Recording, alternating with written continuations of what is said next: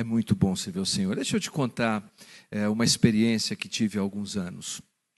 Um amigo meu, pastor Bruce Baker, professor de teologia, escritor assim como você, viu, Josias? Obrigado pelo livro que você me presenteou. Deus te abençoe.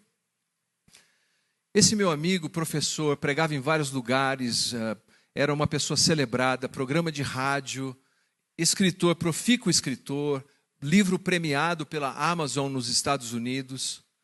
E um dia eu liguei para ele, queria trazê-lo para dar um curso aqui na ABCAR. E ele me falou com muita dificuldade, eu percebi que alguma coisa não estava bem com ele na voz. E ele disse assim: Leandro, há alguns anos eu recebi várias recomendações do meu médico, que eu deveria cuidar da minha saúde, eu deveria diminuir o meu estresse. Mas, sinceramente, eu estava naquela roda girando tão rápido que eu não dei ouvidos. E isso desembocou numa série de problemas, primeiramente emocionais. Eu passei a ter crise de pânico e depressão. E, recentemente, eu desenvolvi esclerose lateral amiotrófica. Eu adoraria atender o seu convite, meu irmão, mas eu não consigo sequer abotoar o botão da minha camisa. Eu não prego mais. Eu só estou aqui em casa. Eu estou sendo assistido pelos meus filhos. Mas eu agradeço de você lembrar de mim. Eu pensei, por que ele não deu ouvidos àquela voz? Porque ele não cuidou desse patrimônio tão importante. Enquanto eu estava estudando nos Estados Unidos, eles me deram uma oportunidade de trabalhar no escritório de admissão da faculdade. E para treinar o inglês, que até hoje não melhorou muito, eu deixava na rádio da universidade para ouvir os pregadores. Eu ouvi pregadores maravilhosos. O dia todo, todos os dias ouvindo aqueles pregadores. E um dos pregadores que muito me impactou foi o Dr. Tony Evans. Dr. Tony Evans era um afro-americano de voz grave. Quando ele entrava num lugar, eu lembro de Apolo, porque ele falava com uma eloquência. Tive a alegria de conhecê-lo pessoalmente. Um homem simpático, um defensor da doutrina do Evangelho. Implantou um ministério que alcançou os Estados Unidos de ponta a ponta e além. Os livros de Tony Evans podem ser encontrados aqui em língua portuguesa. Mas eu fiquei chocado no dia 9 de junho de 2024, quando ele publicou uma carta pública, dizendo que estava se afastando do seu ministério, de uma igreja de 20 mil membros, por causa de um pecado não nominado. Eu pensei, do que ele se descuidou? Porque ele se descuidou disso.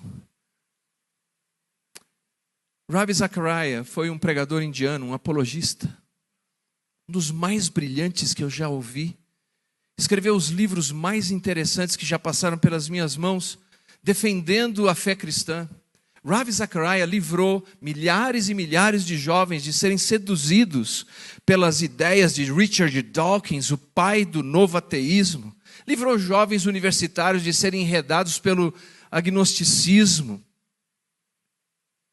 Mas em outubro de 2020, Richard Dawkins publicou um texto que falava exatamente de Ravi Zachariah. Ravi Zachariah estava morrendo no hospital. E sobre ele, denúncias e mais denúncias de assédio moral, assédio sexual, de mulheres que trabalhavam com ele no mesmo ministério. Eu pensei, do que ele descuidou? E por favor, as minhas perguntas desse descuido não é a pergunta de um juiz, não é a pergunta de um curioso que quer saber o que é que saiu na Fofoquei Mogi. É a pergunta sincera de um companheiro de viagem. De alguém que um dia disse sim a Jesus. Disse sim para pregar o Evangelho. E que continuamente eu preciso fazer essas perguntas para que eu não precise escrever essa carta. Para que eu não precise viver isso. E a minha oração e desejo é que nenhum de nós aqui precisemos fazer isso. Eu creio que a resposta e o antídoto esteja num conselho do apóstolo Paulo, escrito há 2000 anos atrás. Um conselho que está aqui, tão claro na Escritura, mas que muitas vezes todos nós passamos desapercebido por ele, porque é um pequeno, grande conselho. É uma exortação importante, que eu creio que é para todos nós nessa manhã. Se você pode, por favor, abra sua Bíblia na primeira carta de Paulo a Timóteo, capítulo 4, a partir do versículo 12. Primeira carta de Paulo a Timóteo, capítulo 4, a partir do versículo 12.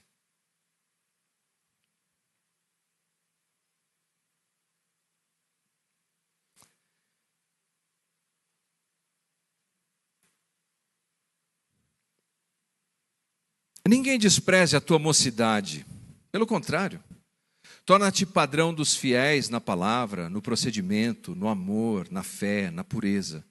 Até a minha chegada, aplica-te à leitura, à exortação, ao ensino. Não te faças negligente para com o dom que há em ti, o qual te foi concedido mediante profecia, com a imposição das mãos do presbitério. Medita estas coisas, e nelas sê diligente para o teu progresso, para que todos vejam o quanto ele é manifesto. Tem cuidado de ti mesmo e da doutrina. Continua nesses deveres, porque fazendo assim, salvarás tanto a ti mesmo, como aos teus ouvintes. Nós sabemos da história que essa carta foi escrita por volta do ano 62, 64 depois de Cristo, quando o apóstolo Paulo foi colocado em liberdade depois da sua prisão em Roma. E Paulo, depois de sair da prisão, ele faz uma viagem, ele vai visitando as igrejas onde já tinha ministrado outras vezes. E uma das igrejas que Paulo visita é a igreja de Éfeso. Mas quando Paulo, que pastoreou, implantou aquela igreja, chega em Éfeso, ele se depara com uma igreja que está cheia de problemas. Uma igreja que já era apenas uma caricatura do que tinha sido outrora quando ele escreveu a carta aos Efésios. Era uma igreja agora que tinha sido seduzida pelo paganismo do seu tempo. Ela estava invadida de falsos mestres. Ela estava com um comportamento reprovável, a promiscuidade entrou naquela igreja, a liderança estava corrompida. O apóstolo Paulo, ao ver tudo aquilo, ele apanha o seu aprendiz, Timóteo, um homem de dois mundos, filho de mãe judia e de pai grego, sabia navegar nessas águas difíceis das culturas, e ele deixa o jovem lá como pastor. Mas era uma bomba para ser desarmada. Paulo segue para a Macedônia, e quando chega na Macedônia, ele manda um WhatsApp para o Timóteo. Não tinha WhatsApp naqueles dias. Ele escreve uma carta inspirada. Essa carta que nós encontramos. O objetivo dessa carta era encorajar Timóteo, deixar bem claro as coisas com as quais ele deveria lidar e como ele deveria lidar com elas. Então, um esboço geral da carta nos mostra que eles lidavam com alguns desafios muito específicos e Paulo queria deixar claro qual era a missão de Timóteo ali. Então, no capítulo 3, no versículo 14 e 16 ao 16, Paulo diz assim, eu vou ler o 14 e o 15. Escrevo-te estas coisas, esperando ir ver-te em breve. Você não está sozinho, você não está sozinho. Para que, se eu tardar, fique ciente de como deve proceder na casa de Deus, que é a igreja de Deus, do Deus vivo, a coluna e baluarte da verdade. Timóteo, está aqui uma mensagem, se eu demorar para chegar, é assim que você procede. Se eu demorar para chegar, você faz desse jeito, nem para a direita, nem para a esquerda, esse é o teu GPS. Se você sair um pouco de curso, ouça essa voz dizendo, recalculando, e volta aqui. Então nós nos deparamos com a carta, com as instruções. A primeira parte, o capítulo 1, trata dos problemas de doutrina. No capítulo 2 e 3, do problema do culto público. Se você acha que apenas a sua igreja luta com questões de liturgia, aquela igreja já lutava. E no capítulo 4 ele fala dos problemas dessa infecção de falsos mestres ali. E no capítulo 5 a disciplina eclesiástica. E no capítulo 6 a motivação de um pastor. Note que o texto que lemos há pouco se encontra no capítulo 4.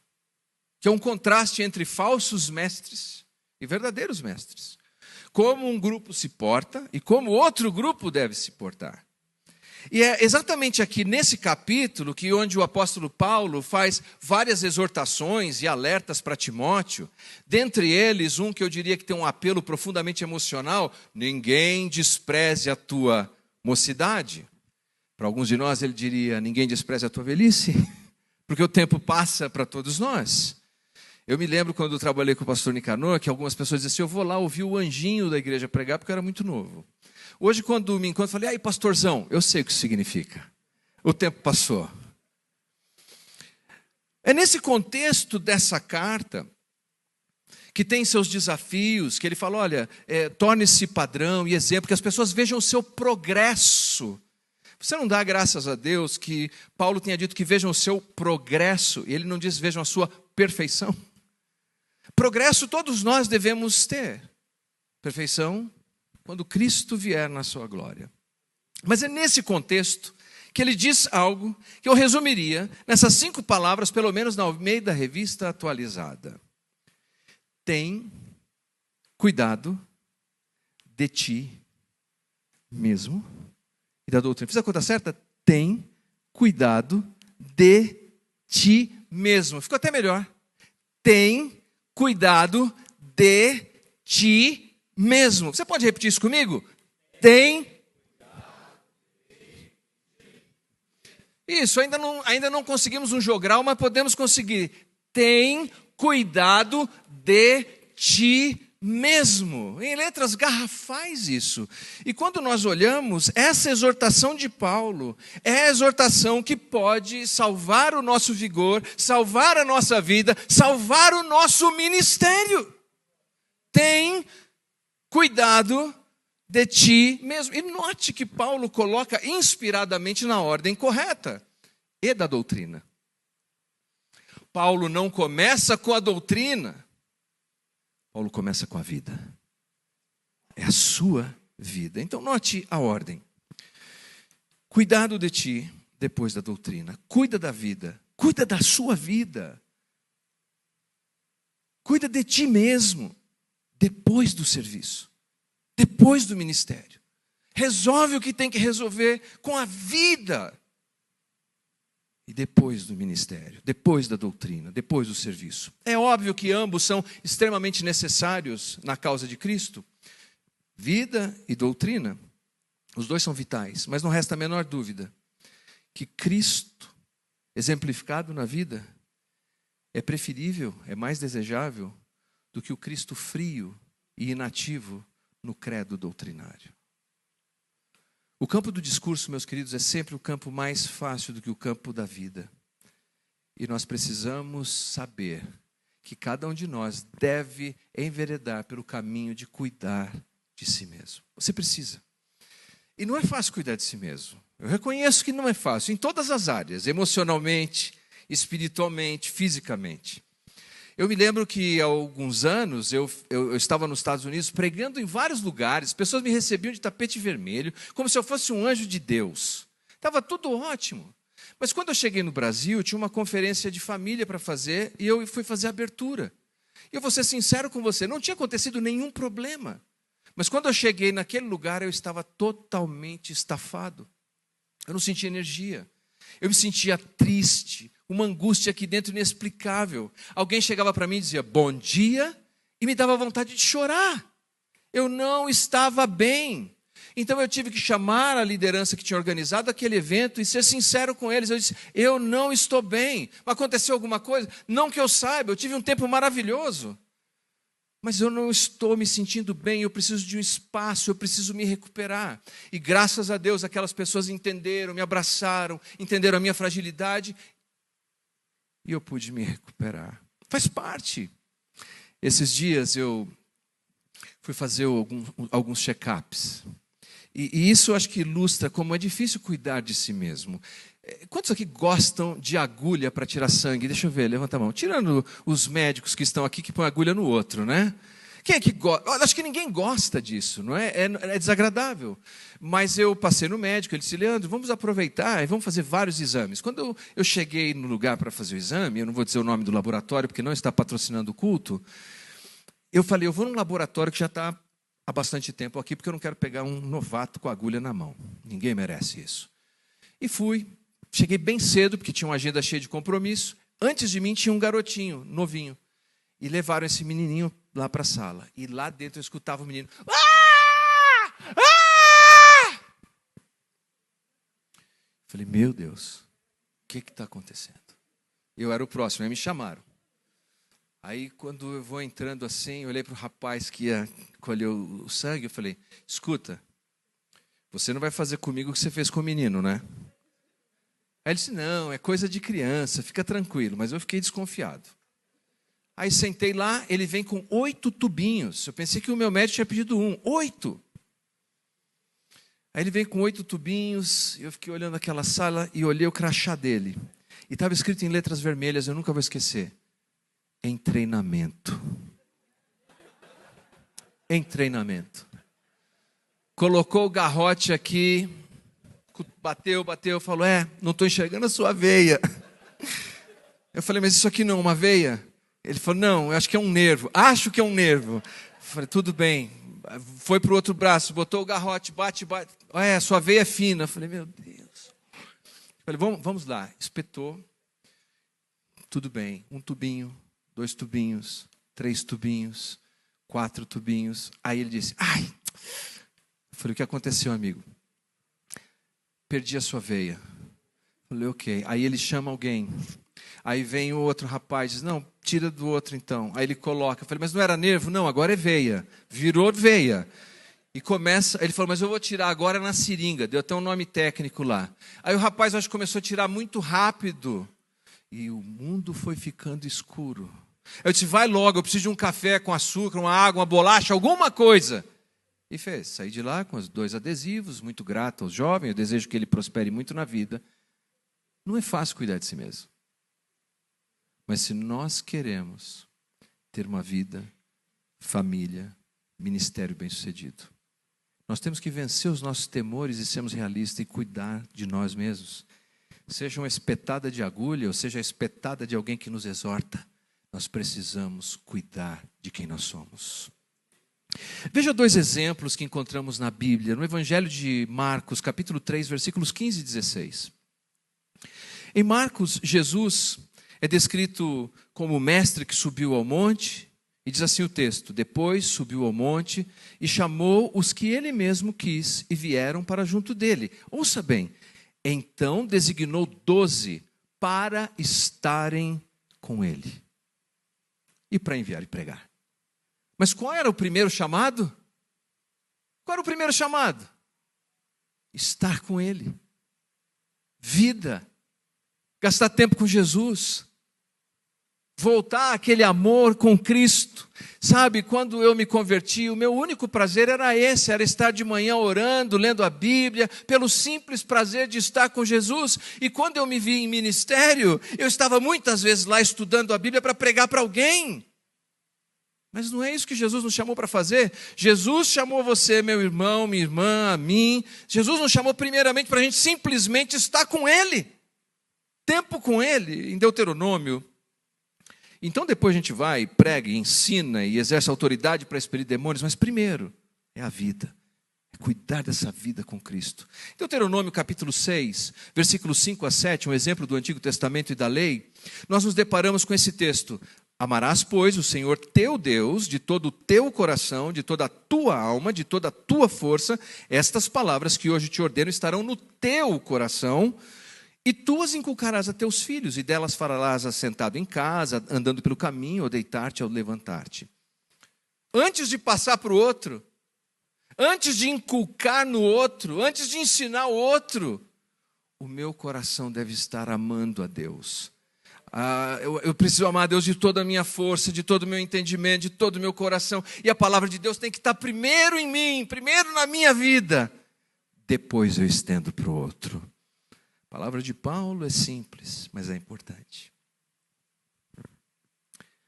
Cuida de ti mesmo. Quando você viaja, você sabe que no avião, os comissários de bordo, eles vão dar as instruções de voo. Eles dizem assim: em caso de descompressão, máscaras cairão automaticamente, não é isso? E você então apanha uma máscara e coloca primeiro em quem? No vizinho? No filho? Na mulher? Não. Primeiro você coloca em você, porque se você não estiver bem, você não ajuda ninguém. Cuida de ti mesmo. Pensa na sua vida. Mas Paulo não apenas nos dá essa ordem de que primeiro é a vida, depois a doutrina, primeiro é a vida, o relacionamento com Deus, com Cristo, é cuidar de quem nós somos como bons mordomos, espírito, alma, corpo, e depois a doutrina e depois o serviço. Mas Paulo também nos mostra aqui uma ênfase muito importante. Note mais uma vez, voltando em Timóteo, capítulo 4, versículo 16, ele diz: tem cuidado de ti mesmo. E os estudiosos da língua grega, você pode confirmar depois com o pastor Miraídes, que gosta muito dessa área, eu sei o suficiente para me meter em encrenca, dizem o seguinte, que a palavra epeko, que está nesse texto, que é a palavra para cuidar-se ou dar atenção, é um verbo presente, ativo, imperativo. O que significa que é presente? Primeiro, que deve se tornar um hábito. Cuidar de si mesmo tem que se tornar um hábito. Não é como aquela coisa de dizer assim: olha, eu já fiz matrícula lá na academia. Eu fui pregar outro dia e o tema vai fazer 2 anos isso, eu me lembro muito bem, você vai entender por quê. Eu fui pregar e o tema era: diz o preguiçoso, há um leão nas ruas. Aquela pessoa fica dando justificativa para não fazer as coisas. E eu estava matriculado na academia fazia 6 meses. E eu fui pregar sobre essa mensagem. Enquanto eu estava pregando, dizia assim: o preguiçoso fica justificando. Ele disse, aí eu me lembrei que eu estava matriculado há 6 meses. E todos os dias e toda semana eu tinha uma desculpa para não ir na academia. Assumi um compromisso público com aquelas pessoas e disse: essa semana eu vou. E é isso, por isso que eu sei que faz 2 anos. Porque desde então eu comecei a ir, arranquei as desculpas do caminho e tornei isso num hábito para a minha vida. Cuidar da nossa vida espiritual, emocional e física deve se tornar um hábito. Mas é mais do que uma ação contínua e habitual. É evidentemente que o texto nos mostra aqui que é um mandato, porque é imperativo ativo, ou seja, é uma ordem. Quando Paulo diz assim: cuida de ti mesmo, não é um conselho assim: olha, se você quiser, pode, se você não quiser, não faça. Não, é um imperativo ativo. Timóteo, você tem que cuidar de si mesmo. Você tem todo esse emaranhado de coisas que você precisa fazer, mas tem uma prioridade, Timóteo, e a prioridade é você cuidar de quem você é. Nós podemos dizer, olhando esse texto, da responsabilidade de Timóteo, porque cuida de ti mesmo. Nós sempre estamos pensando em cuidar do outro. Como eu vi um adesivo outro dia num carro: Deus deu a vida para que cada um cuide da sua. Bom, no final do dia é isso. Cada um de nós precisa encontrar o caminho de dizer: Deus, me ajude a cuidar do que eu sou. Porque para Paulo me parece que sabe qual seria o sucesso de Timóteo? Sabe qual seria o sucesso de Timóteo? Timóteo. Para Paulo, o sucesso de Timóteo é Timóteo. Se fizer tudo isso, Timóteo, resolver os problemas de doutrina, de liturgia, disso, daquilo, mas você se perder no caminho, fracassamos. O grande sucesso do nosso ministério será como chegaremos diante do nosso Senhor e Salvador Jesus. Eu estive com Josué Campanhã recentemente. Ele é o presidente da Envisionar, organização responsável pelo Global Leadership Summit. A gente tem recebido na nossa igreja. E nesse almoço, Josué Campanhã, que visita muitas igrejas, meus irmãos, muitas igrejas, que trata com muitos pastores. E ele me disse no almoço, ele falou: Leandro, eu estou impressionado com a quantidade de pastores que estão doentes. Os pastores adoeceram. Muitos não se recuperaram da Covid. Não da Covid quanto pandemia, os danos emocionais, espirituais. Ele falou, alguns, Leandro, a verdade é que eles estão empurrando o ministério, a vida, como dá. Se conseguiu pagar a conta aquele mês, está bom. Mas eles adoeceram. Eles não estão mais com aquela paixão, com aquele fogo no coração, por Jesus e pela obra de Cristo. Irmãos, nós não precisamos morrer pela igreja. Jesus já morreu por ela. Nós não precisamos nos matar para edificar a igreja. Jesus diz no Evangelho de Mateus, eu edificarei a minha igreja. Mas o que eu e você devemos fazer é nossa responsabilidade. Nós devemos viver para Cristo. Nós precisamos despertar essa fome a cada dia, porque as distrações são muitas. Distrações de poder, de prosperidade econômica, de posição, de promiscuidade. As distrações são muitas. Todos os dias nós precisamos dizer, Senhor, me dê a graça de simplesmente viver para Ti. E finalmente o resultado. Claro que há um resultado. Paulo diz assim no versículo 16, continua nestes deveres, porque fazendo assim salvarás tanto a ti mesmo como aos teus ouvintes. Bem, há duas maneiras de interpretar esse texto. Uma delas é que a salvação aqui seria a salvação eternal das nossas almas. E a segunda é que, como a palavra salvar não significa sempre ser salvo para ir para o céu, mas significa ser resgatado ou protegido, me parece que no contexto imediato faz mais sentido a segunda alternativa. Porque Paulo vinha falando dos falsos mestres. Então ele diz, se você cuidar de você, e cuidar da doutrina, e perseverar nessas coisas, você se salvará. Ora, nós sabemos que nós não nos salvamos eternamente, Cristo nos salva. Mas quando fazemos essas escolhas sábias, nós nos salvamos de situações que podem trazer deformação para a nossa vida. Ele diz, se você fizer isso, você vai salvar a si mesmo, e você vai salvar aqueles que te ouvem. Óbvio que não é uma salvação eternal aqui, mas é livrar da influência deformadora de falsos mestres. É livrar da influência desse mundo que nos consome, deseja consumir a cada dia. Se você fizer isso, vocês estarão salvos. A explicação é simples, como um pássaro que tem duas asas. Uma asa é a vida. A outra é a doutrina. A outra é o serviço.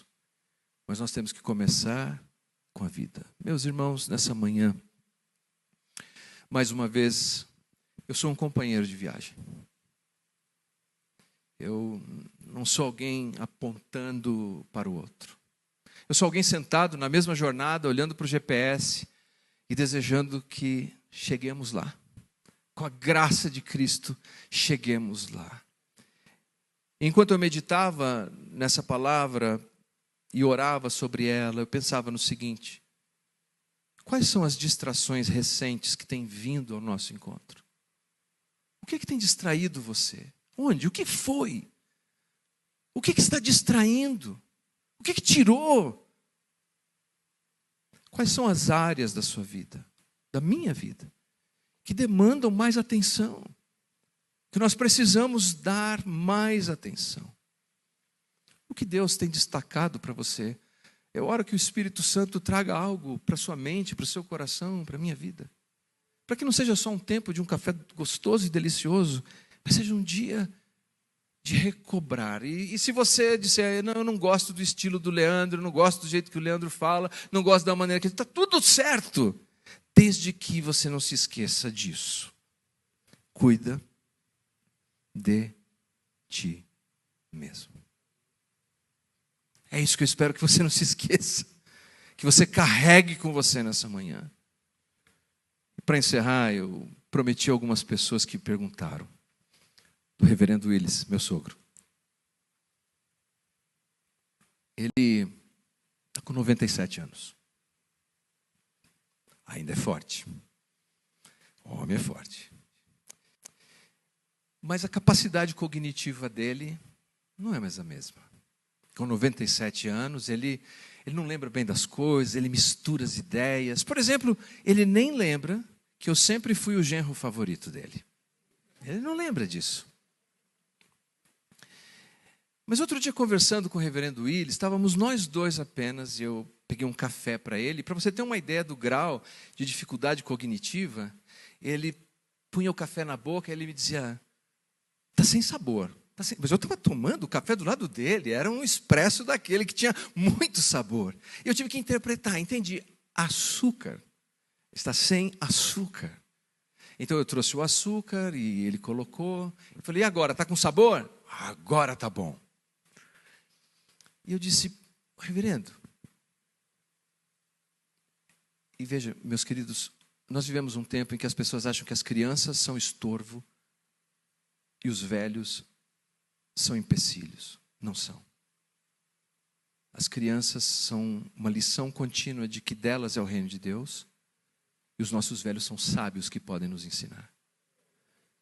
E eu, quando estou com o reverendo, eu quero aprender. Eu perguntei, reverendo, o senhor se lembra das suas aulas de teologia, quando o senhor dava aula de teologia? Ele disse, não. Mas o senhor lembra que o senhor foi professor de teologia? Não, eu não lembro. Mas o senhor lembra que o senhor fundou várias igrejas, o senhor implantou várias igrejas? Não lembro, Leandro. O senhor lembra que o senhor fundou a ABECAR? Não. Não lembro. Falei, o que o senhor lembra?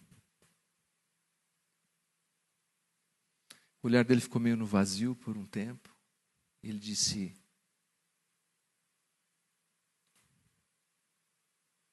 eu lembro de Jesus, o meu Salvador. E eu lembro da minha esposa, a Neuza.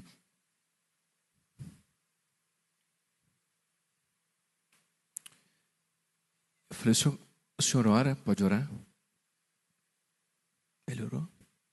E ele ora. E a oração dele flui. Ele não ensina.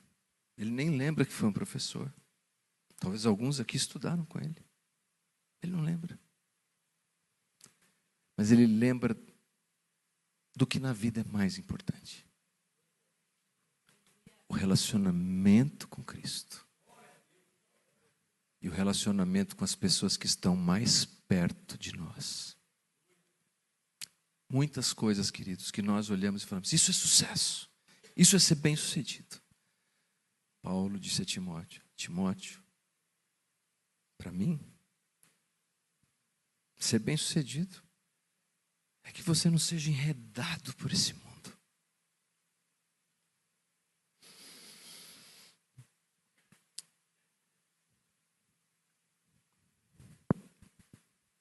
Tem cuidado de ti mesmo. Muito obrigado pela sua atenção. Que Deus te abençoe.